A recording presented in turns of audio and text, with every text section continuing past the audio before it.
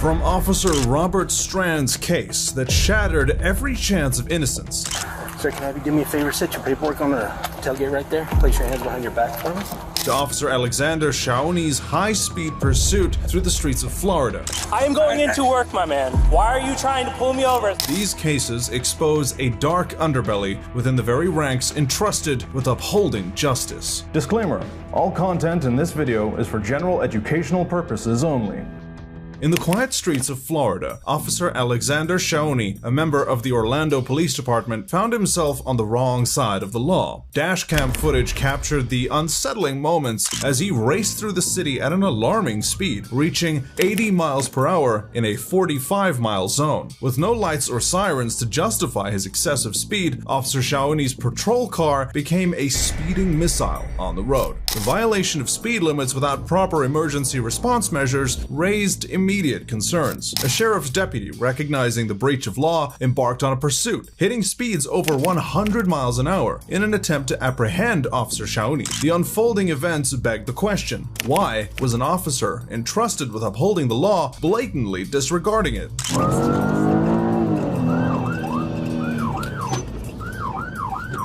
This one or this one? Yeah, 11070. Pull over. As the pursuit concluded, Officer Shawney was confronted by the sheriff's deputy, questioning the rationale behind the reckless behavior. You gonna pull over? Please say a command. Pull over. The once pursued became the pursuer, as Officer Shawney faced arrest for his actions. The argument that unfolded between the law enforcement officers cast a dark shadow on the integrity expected from those sworn to protect and serve. What? I am going into work, my man.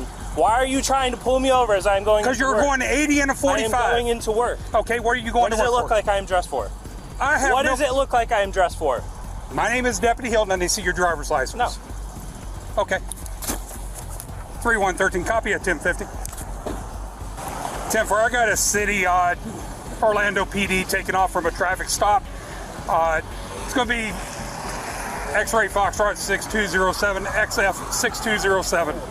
He refused to stop. The incident sparks concerns about the misuse of authority and a blatant disregard for public safety. Officer Shawney's actions were not those of an officer responding to an emergency, but rather an individual who seemed to believe the rules didn't apply to him. While Shawney's speeding exceeded limits, when we compare it to Officer Awaz's astounding intimidation tactics and evasion of questions, it rather pales in comparison. So while we've been interacting with you, myself, other officers, the witnesses, they've been able to smell the odor of alcohol on you, just your speech, your bloodshot eyes, your man. In a chilling turn of events, Detective Robert Strand, an on-duty detective with the Sandoval County Sheriff's Office, found himself on the other side of the law. The New Mexico Attorney General's office had unearthed disturbing evidence on his phone, leading to his arrest. The arrest unfolded in a seemingly routine manner as officers approached Detective Strand and request him to place his hands behind his back. Sir, can I have you do me a favor? Set your paperwork on the tailgate right there. Go ahead and place your hands behind your back for me. Go ahead and relax your legs. Okay. The gravity of the situation was yet to be revealed. Hidden behind the facade of an ordinary arrest, I want to get you into this vehicle quickly. Okay? But I don't want you to take anything you don't need to have. Alright. Need to double lock these for you. Too tight on you? No. Okay, go ahead and walk with you this way. Real second. Go ahead and have a seat real fast. We have you out of the light, okay? Cool. You got it. So you guys did not search him, correct? I just want him in the car quickly because I don't want to make the big scene here. Yeah, no, I appreciate it. When I get him over there, I'll get him into a place where when I transfer the reel, we'll search him better. Okay. But I just don't want this out for you guys. Okay? Cool. Okay? Okay. All right. We're going to get out of the way. Right. Thank you, gentlemen. Okay, Robert, I'm going to let Special Agent Owen Pena tell you why you're being placed under arrest at this time. You're being placed under arrest where we've been getting an arrest warrant for you, sworn out today for possession of child or possession of exploitation of of children possession statute. Detective Strand, now in custody, was directed to cooperate for a swift and discreet process. The officers aimed to minimize the spectacle, fully aware of the grave nature of the charges awaiting him. Okay, the biggest thing for me is I do this for everybody. I don't want a big scene made about anything. So I'm going to be as discreet as possible. Cooperate with me, we'll be fine. Let's get this portion done and do what we got to do. Pick up your dogs? Yeah. Yes. Yeah, let me get I'll bring your notepad out. I'll get the information. Absolutely, we'll do that. Okay, so I didn't search you. Go ahead. No, I'm not going to do it now. Wait till Rio gets here. I'm going to advise them, and then we're going to do a search. I just didn't want you there. Okay. I don't like to do that with anyone. I like to get them out of the limelight. Over here, I think we'll be okay. Do you have anything on you that you need to leave here? I don't think so. I know you had a holster for mags or whatever. I got the holsters. Yeah, you can take them off. Well, no. I mean, they're covered. I don't care. So. Sir, go ahead and give me the name. It's going to be Sherry. Sherry? Strand. Is there anything that she needs to know other than just take the dogs? Just take the dogs. Okay, as soon as they're completed the residence with the search warrant, I'll let her know, and we'll get that handled for you. Special Agent Oso took on the somber task of informing Detective Strand of the charges laid against him. Possession of child. The weight of these charges hung heavily in the air, shattering any illusions of innocence. In the deleted section? Sir, I don't. I'm not that guy. Okay. So I know there was nothing. Yeah, I don't deal with the forensics. I'm unaware of how that operates. I mean, I have a very, very small IQ when it comes to that. But I'm sure that Special Agent Pena will be able to answer some questions for you. Absolutely. Okay. So what happens from there? They'll go ahead and finish processing all the scenes. Okay. We're going to turn you over to Rio Rancho Police Department for transport and detention. Okay. And is it going to be this jail here or Santa Fe? Do you know? Sir, I don't. I'm unaware of how. Yeah, I'm unaware of how Rio Rancho deals with these types of detentions. I don't know. Okay. But I'm sure we'll advise them of who you are, and so that'll be taken into consideration, of course. The revelations left Detective Strand, once a figure of authority, now in a vulnerable state. The accusations cast a dark shadow on his career and personal life, changing the narrative forever. You guys are going to lock everything up? What's that? You're going to lock everything up at my house? Yeah, they'll secure it when they're complete. I appreciate it. No problem. Was that found in the deleted section? I can't give you that right now. Okay. It'll be listed in the where it was found. In the arrest warrant. Yeah. Anything I knew about was. Okay. All right. That's why I was asking. Okay, no problem. Okay. Yeah, you're good. Okay. So what's next? What's next is Rio's coming. They're gonna transport you to their holding cell. Okay. And then I'm gonna finish out my warrant, send it to my prosecutors. Prosecutor's gonna approve it, and then I'm gonna walk over here and get a judge to look to see if I can get a judge to sign the arrest warrant. Once the arrest warrant is signed out, you'll be booked on that arrest warrant. All right. Any other questions? No, I appreciate you guys. Okay, thank you, sir. The officers, professionals in their duty, meticulously switched out Detective Strand's handcuffs and removed his holster, preparing to take him into custody. Mr. Strand, go ahead and step out here. So we're going to do this. Officer's going to switch out the cuffs, and then we will go ahead and take your holster and stuff off. That's right for me.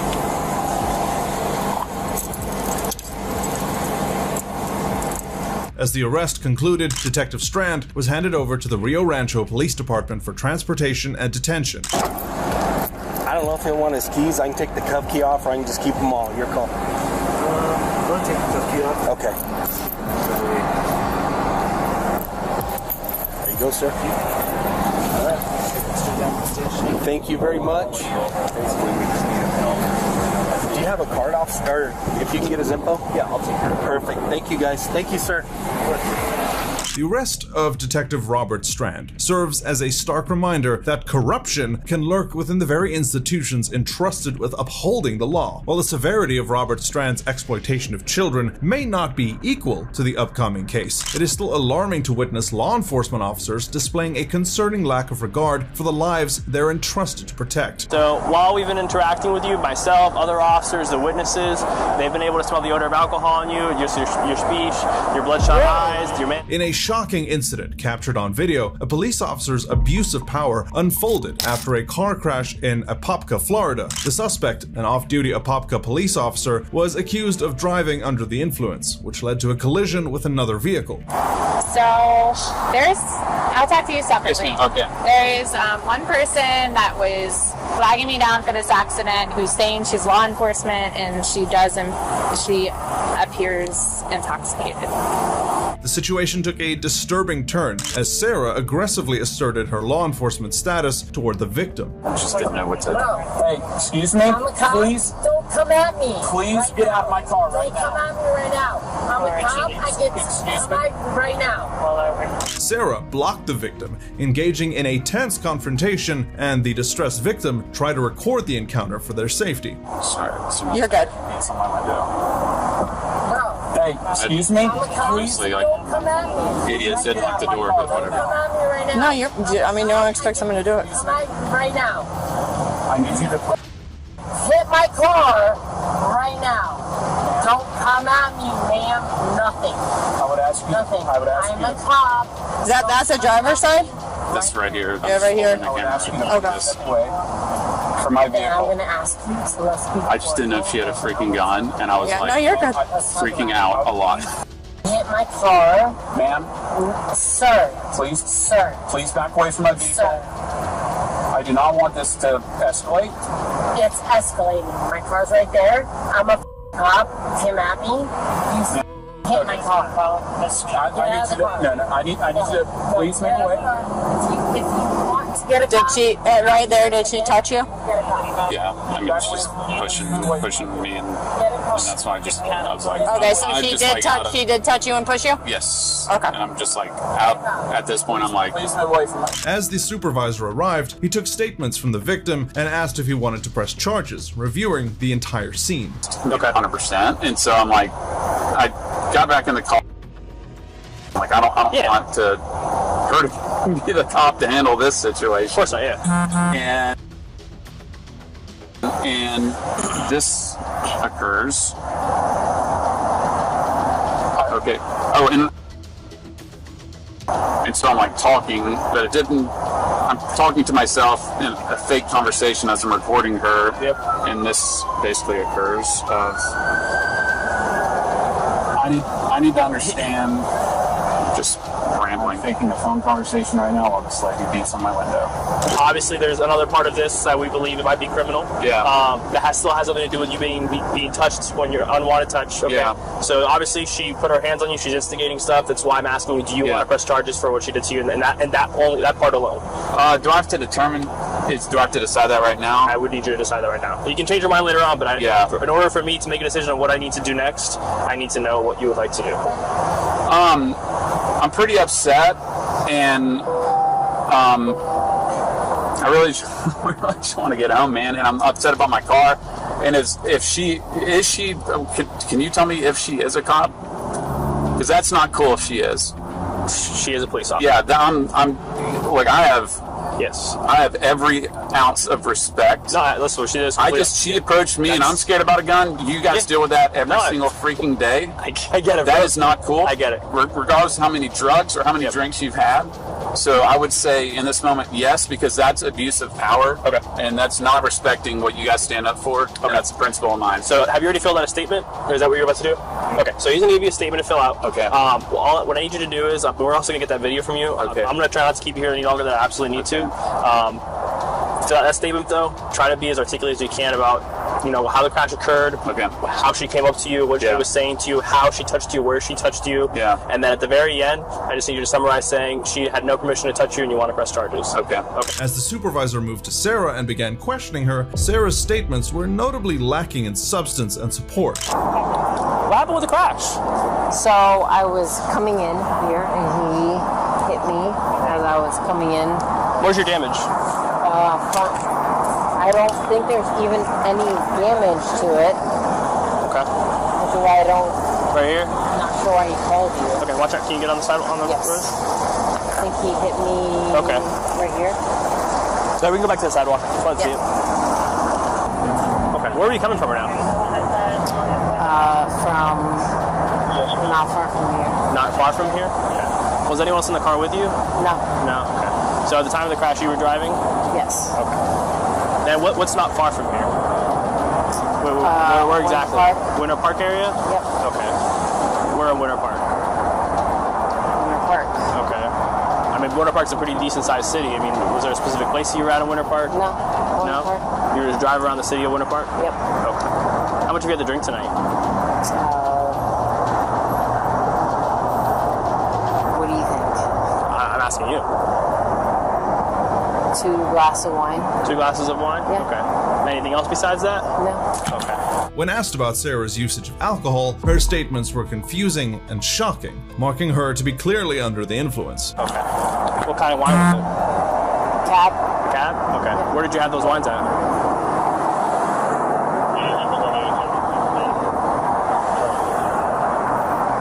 I asked the question, you're just looking at me, so I'm just wondering why you're asking me. Like I told you, I'm conducting a criminal DUI investigation right now. Sure.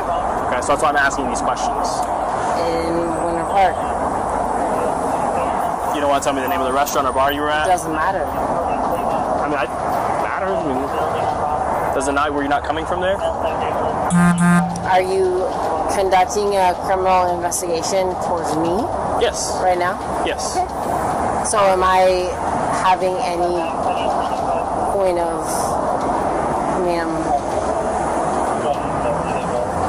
Is there a question in there? She also then continued to deny the behavior she exhibited towards the victim and being under the influence at all, being unbelievably stubborn. So when he got out of the car, what did you do? I did nothing. Okay. Did at any point you put your hands on him and try to push him back in the car, or redirect him back towards the car? Nope. No? No.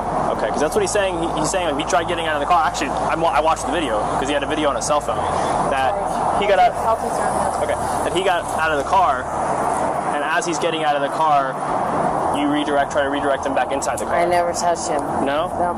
Okay. Is there a reason why he would say differently? I'm not sure. Okay. Why did you tell him so many times that you were a cop? I'm not sure. Okay. Did you think that was going to make the circumstances any different with him or anything of that nature? I didn't do anything to him. Okay. At all. I'm just wondering because listen. I didn't do anything to him. Generally, most cops that I know, we don't shout that we're cops to people. On a scale of 0 to 10, 0 being completely sober and 10 being completely drunk, what do you think you're at? I've not drank. What do you mean? Not 5 minutes ago, you told me you had 2 glasses of cab. So obviously you have to. Can you drink though and still drive and not be under the legal limit? Can be under. You can't. Okay, that's not what I asked. That's not what I asked you though. So like 1 glass. So you said 2 glasses earlier, and then the original question I asked you was on a scale of 0 to 10, 0 being completely sober, 10 being completely drunk. What do you think you're at? And your response was, I haven't drank. But that contradicts what you said earlier because you have drank today. Sure. So again, on a scale of 0 to 10, 0 being completely sober, 10 being completely drunk, what do you think you're at? Maybe 2 glasses, maybe. Okay, so I understand you had 2 glasses. That's not what I'm asking you. On that scale of 0 being completely sober, all the way to 10 being completely drunk, what do you think you're at? Again, you're asking me what I'm at. 1 to 10. 0 to 10, correct. Okay. Okay. So I can be at home and have a glass of wine and be out and have 5 glasses of wine. It just depends on who you're asking. Right? So I'm asking what you think your impairment level is, not how many glasses of wine you have drank. I can have a glass of wine right now and get home. Okay. I'll skip that question. It seems like you understand what I'm trying to explain to you. Having heard and seen enough, the cop arrested Sarah, and what behavior she exhibited once in the car was shocking. So I'm gonna ask you again, would you want to do some field sobriety exercises? No. No? Okay, so and you do understand the implications that I'm gonna have to make a decision based on what we've seen, heard, talked about, and that it could be used against you in court. Do you understand that?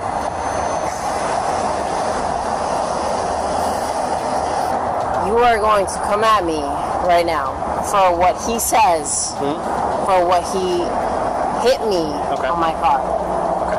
I'm not coming at you. Like I said, I'm conducting an investigation. Okay. Crash investigation was done. You were determined to be at fault. You have a very strong odor of alcohol in your breath.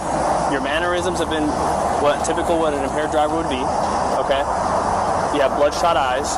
All right. You have not been acting how I would say a police officer should be acting, especially off duty. That's besides the fact. Okay. You guys on your back? At this point in time, you're being placed under arrest for DUI and battery. Battery. Do you know how the Orange County Jail works? Sir, you didn't give me like this. You're going to get safe book, and you know how that goes. Okay. Sir, I didn't do anything to be safe booked. You're under arrest. The way you're acting is for what? Okay. For what? For DUI and battery. For what? Okay. Battery on what? On the person you hit. Who? Okay. I didn't hit anyone. I didn't hit anyone. You guys are gonna catch it. Hit someone? Battery? For what? Let me come at you. Battery for what? You're gonna take me down to Orange County for what? Battery on what? No, we'll do it all on the same page. Battery? Yeah. Why? Because you have a fight. Because you have a FTO. There's a camera right there. Right there. That's fine. Okay, I'm just letting you know. You're gonna book me for battery? I didn't touch anyone at all, and I never hit anyone's car at all.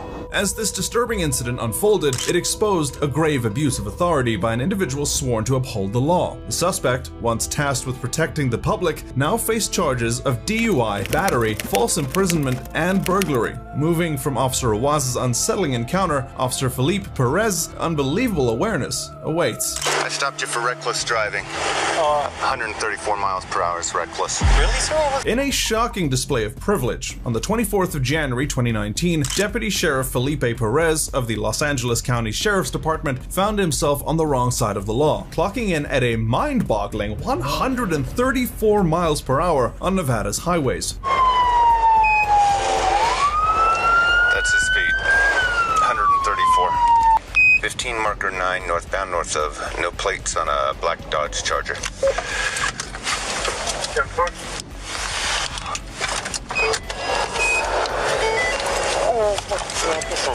Trooper Nicholson of the Nevada Highway Patrol initiated the traffic stop, addressing Perez for his reckless driving, and in a shocking turn, Perez didn't even know how fast he was driving. Good morning. I'm Trooper Nicholson. I stopped you for reckless driving. 134 miles per hour is reckless. Really, sir? What's going on? Was I going that fast? Perez attempted to leverage his law enforcement status, claiming to be an off-duty deputy sheriff on his way to Las Vegas due to a supposed emergency. However, Trooper Nicholson wasn't swayed by the appeal to authority. You know what, sir? I apologize. I'm an off-duty deputy sheriff from LA County, and I'm just in a hurry to go get to Vegas because there's an emergency. It's, you know, off-duty is not going to help you at 134 miles per hour. This one's going to sting. The traffic stop took a surprising turn when it was revealed that Deputy Perez's vehicle lacked license plates. Perez claimed to have received them, but couldn't locate them. I need your driver's license. This car's not registered yet? Yeah, it is, sir. Where's the license plate? You know what, sir? I haven't, I received it, but I couldn't find it. I couldn't find someone to call it in. Dude, you're off duty. Come on. I know. You got to get the plates on the car.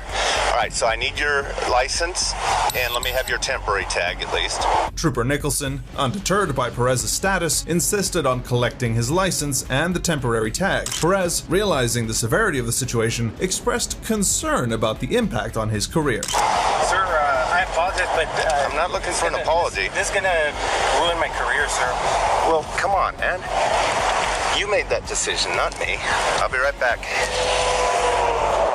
As Trooper Nicholson returned to his vehicle, he contemplated the course of action. The gravity of the situation was evident, with Perez facing a potential career-altering consequence for his excessive speed and missing plates.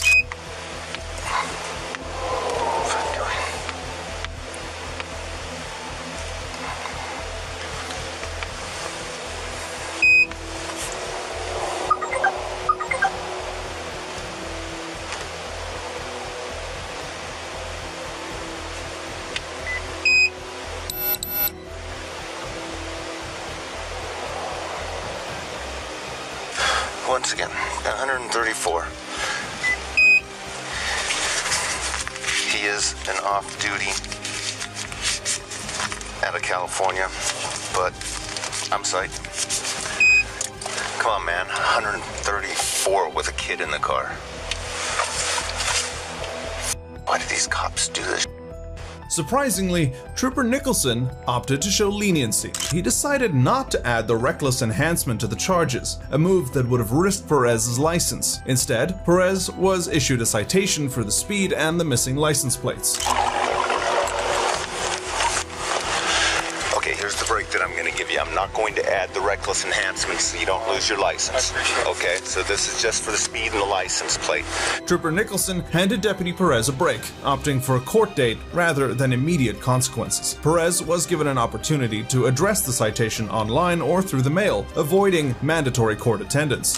It's out of the Good Springs Justice Court. Telephone number and address is here. This date, April 10th, is a court date. Court's not mandatory. You can take care of it online or through the mail. And there's instructions on the back. And just to be clear, we do give breaks most of the time to law enforcement. But 134, man. You got a child in that back seat. Okay? You know, sir, I apologize, sir, and thanks for giving me a break. Okay. Please drive safe. All right, thank you. This incident raises questions about preferential treatment for law enforcement officers in traffic violations. Despite Perez's excessive speeding and missing plates, he received a relatively mild consequence compared to what an average citizen might face in the exact same situation.